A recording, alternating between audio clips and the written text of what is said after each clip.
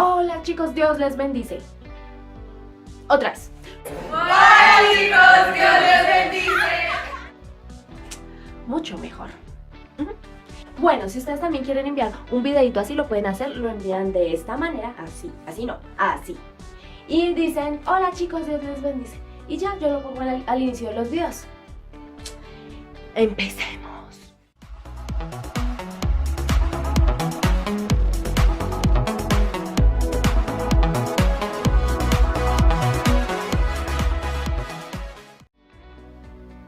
Ustedes saben que hago estos videos para el reconocimiento de Dios, más no para el mío. Él es el principal protagonista.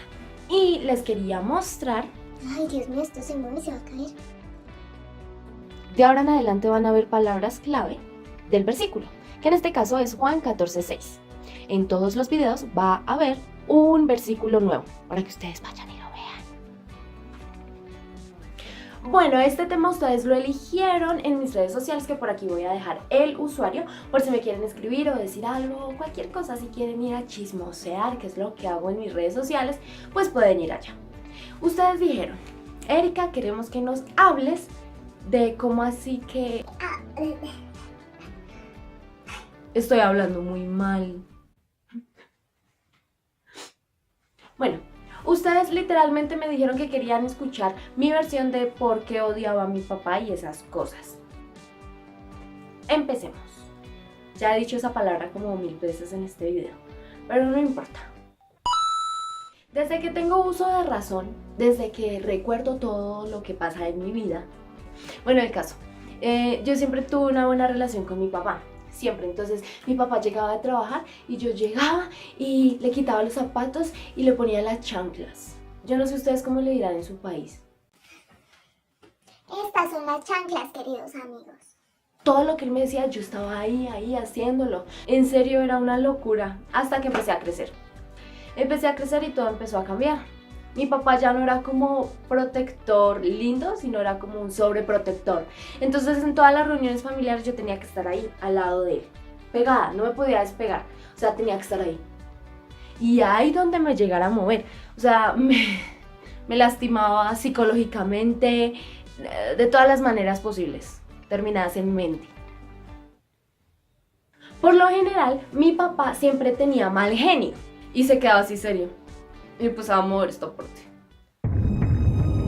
Entonces yo siempre tenía que estar ahí al lado de él. A mí nadie me podía mirar, ni hablar, ni nada, porque entonces mi papá ya empezaba como... ¿Qué quiere con mi hija? O sea, literal. Y yo era como... Ay, Dios mío. Empecé a crecer y las cosas empezaron a empeorar. Incluso una vez me pegó porque le respondí... O sea, no le respondí. Él estaba hablando, digamos que estaba hablando de el desayuno. Y yo le dije, papi, estabas primero hablando del almuerzo. Y me dice, ¿con quién cree que está hablando? Ah. Sí, o sea, ahorita digamos que me da risa, porque recuerdo que yo como que esquivaba todo y así. Yo sé que a muchos les ha pasado, pero pues sí duele un montón porque, o sea, yo nunca hice nada malo como para que él lo hiciera, ¿sí? Y considero que así hubiera hecho algo malo, las cosas no se arreglan a los golpes. Pues es mi opinión, no sé qué opinen ustedes. Pues les cuento que cuando me arrunchaba con mi mamá y se terminaban las noticias y se terminaban, digamos que dos novelas. Y empezaba un programa, era como un programa, recuerdo mucho que era como un programa de chismes. Y cuando se acababa ese programa, ya las dos nos mirábamos con cara de, ay, va a venir borracho. Era horrible porque créanme que era algo ya totalmente psicológico en el que yo sentía que mi papá abría la puerta y yo pues ya no iba a saludarlo, a botarme así, ay, llegó mi papá. No, o sea, yo salía corriendo a mi cuarto, me hacía la dormida, me escondía, me tapaba con las cobijas, temblaba, mi corazón se salía, porque no sabía cómo iba a reaccionar, o sea, cómo nos iba a tratar. Entonces recuerdo que pues yo siempre me quedaba dormida y cuando despertaba mi mamá, por obra y gracia, se levantaba con moraditos como en la cara o en su cuerpo. Entonces a mi mamá uno le hace así y se le pone morado. Entonces ya imaginarán la magnitud, o sea, de las cicatrices que llevó. Aquí empieza lo duro, ¿saben? Es bastante difícil, es bastante difícil contarlo. Creo que por eso estoy hablando tan raro en este video, porque ajá, no lo había contado, o sea, hace mucho tiempo. Y no me gusta como contarle todo esto a todo el mundo, pero considero que va a ser edificante si ustedes se quedan hasta el final del video. Entonces, bueno, mi papá llegaba borracho y le pegaba a mi mamá, pero yo nunca me daba cuenta. Hasta que, bueno, empecé a crecer, X, y me quedaba despierta escuchando, pues, la conversación de ellos. Y mi papá siempre la trataba muy mal y le pegaba. Y recuerdo que mi mamá le decía como, ay, no me pegue tan duro para que la niña no se dé cuenta, o no grite tan duro porque la niña está durmiendo. Dejamos de vivir en Bogotá y nos fuimos, bueno, para Boyacá, para un pueblito de Boyacá. Y allá empecé a estudiar y bueno, el caso, seguí con mi vida normal. Pero las cosas empeoraron. Se supone que en ese trabajo a mi papá no lo dejaban como tomar, consumir alcohol, o yo no sé ustedes cómo le digan. Pero mi papá se ingeniaba cosas para que no lo descubrieran. O sea, llegaba borracho a la casa y nos agredía y no era chévere, ¿saben? Mi papá creó en mi corazón unas cosas tan negativas. Incluso yo pensaba que si mi papá me agredía y si mi papá me trataba mal o me decía malas palabras, yo sentía que todo el mundo lo podía hacer conmigo y ya. Porque se supone que tu papá te protege de todos y de todas las personas que te quieran hacer daño, pero él era el que me hacía daño. Mi papá se cansó de trabajar allá y nos vinimos para Bogotá como para que reclamara la liquidación, o sea, como plata X. Y ese día tomó desde la mañana hasta como las 10 de la noche, 11 de la noche, la verdad no lo recuerdo. Lo único que recuerdo es que llamó a mi mamá y le dijo que la necesitaba, que saliera. La verdad yo no quería que saliera porque tenía miedo, porque sabía cómo mi papá iba a reaccionar. O sea, ya lo conocía, sabía que se iba a inventar cosas y le iba a pegar. Pero mi mamá me dijo como, no, quédate aquí y yo voy. Pues el apartamento era como a la, ay, no sé cómo decirlo, a la calle, ¿sí? O sea, yo estaba ahí en la ventana y vi como mi papá, o sea, se llevó a mi mamá por una cuadra, X. Pero resulta que la encerró en el carro y le pegó.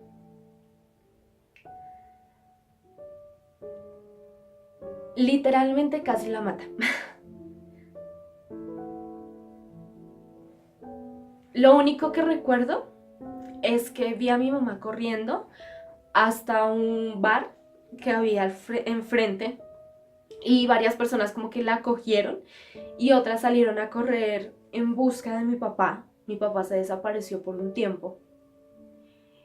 Y lo último que yo recuerdo es que mi mamá estaba ahí sangrando y llorando y en fin.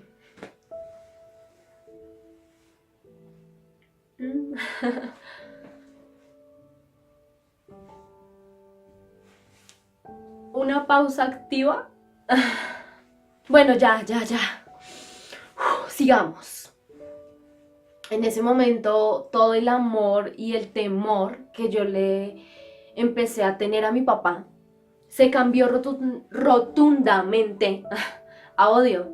Entonces yo ya no lo soportaba, ni siquiera lo podía escuchar, porque, o sea, tenía tanta piedra, tanto mal genio, o sea, que créanme que pasó mucho tiempo, pasó más de un año, si no estoy mal, en el que yo no llevaba una comunicación con mi papá y yo lo odiaba. No podía abrazarlo, no podía hacer nada de las cosas normales que hacen las hijas con los papás.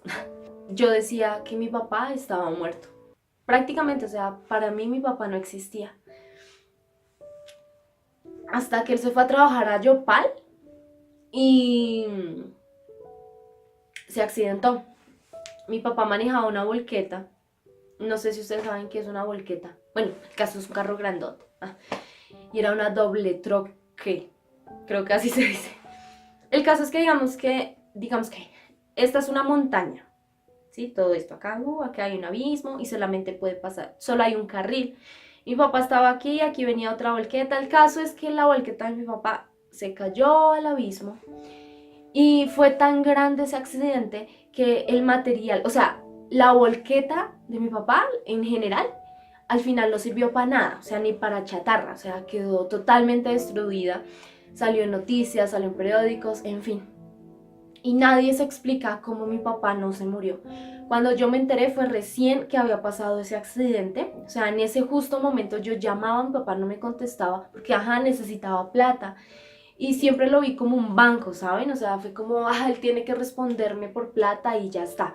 Vi a mi papá, o sea, tuve que viajar porque lo trasladaron para Bogotá.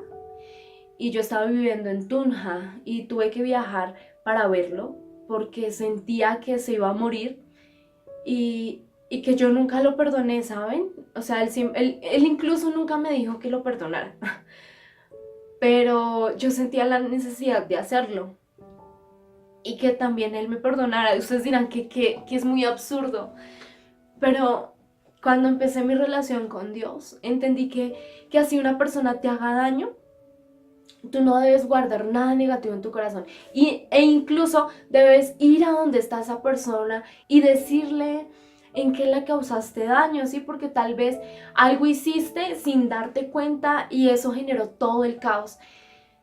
Y en ese momento estaba empezando a entender el tema de la relación con nuestros padres.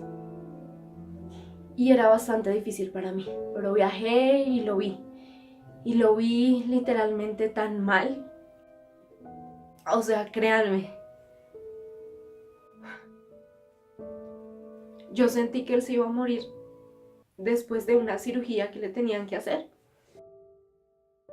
Él cuando me vio, lo único que hizo fue que empezó a llorar, pero él no se podía ni mover. Solo le caían las lágrimas. Y lo único que me dijo era pues que lo perdonara por todo el daño que había causado en mi corazón y en el corazón de mi mamá. Es difícil porque él casi acaba con la vida de la persona que yo más amo, que es mi mamá. Y es muy difícil cuando tus papás, en vez de protegerte, te dañan. Después de ese accidente, empecé a luchar conmigo misma, ¿saben? Mi papá no me llamaba, pero yo lo llamaba a él. Y empezaba a preguntarle que cómo estaba.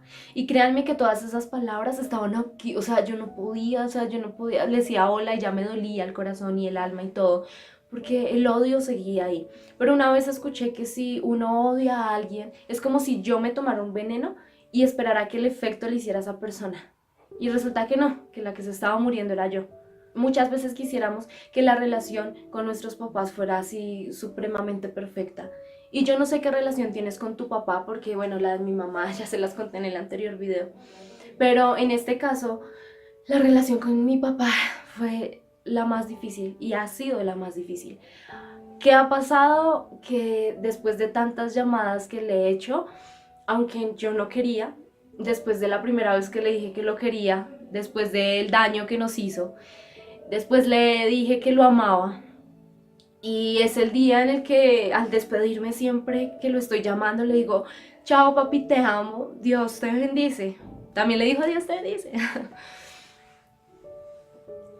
Y pues obvio, me encantaría vivir con él, ¿saben? Pero considero que cada quien labra su camino. Y él es de bendición para mi vida porque me ha enseñado a perdonar y a amar. Sé que para muchas personas es más difícil y yo sé que muchos de ustedes estarán diciendo, bueno Erika, pero hay personas que me hacen daño y cómo yo voy a ir a donde ellos a pedirles perdón o cómo voy a volver a hablarles o en fin, yo no les estoy diciendo que vayan y le hablen o alguna cosa, no. Simplemente estoy diciendo que hagan lo correcto para que su corazón se sienta en paz. Y mi corazón no estaba en paz odiando a mi papá. Fue un proceso, no fue fácil y les puedo asegurar que sigo en ese proceso. pero mi papá sabe que yo lo he perdonado de corazón, porque la palabra dice que si nosotros esperamos que Dios nos perdone por alguna cosa que hayamos hecho, debemos perdonar a los que nosotros vemos. Espero de alguna u otra manera haberles ayudado. Dios les bendice, sonrían mucho, sean muy felices, y el siguiente video es lo más difícil de ser joven y cristiana. Bendiciones.